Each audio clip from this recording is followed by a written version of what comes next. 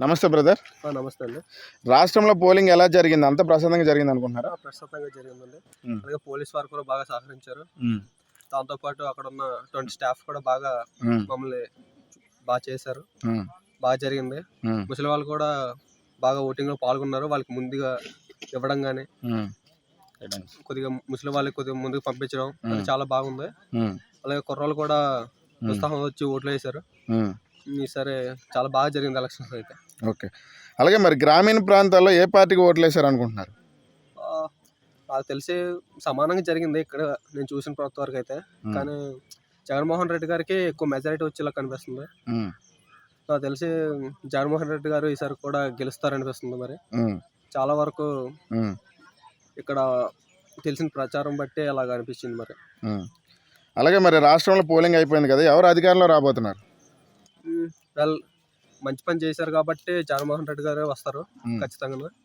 ఎందుకంటే వాళ్ళు చేసిన పథకాలు కానీ వాళ్ళు చేసిన మంచి పని కానీ వాలంటీర్ వ్యవస్థ కానీ మరి చెప్పాలంటే వాళ్ళు ఈ డైరెక్ట్గా అకౌంట్లోకి డబ్బులు వేయడం కానీ ఏదైనా అవినీతి లేకుండా డైరెక్ట్గా ఎవరు సొమ్ము తినకుండా డైరెక్ట్గా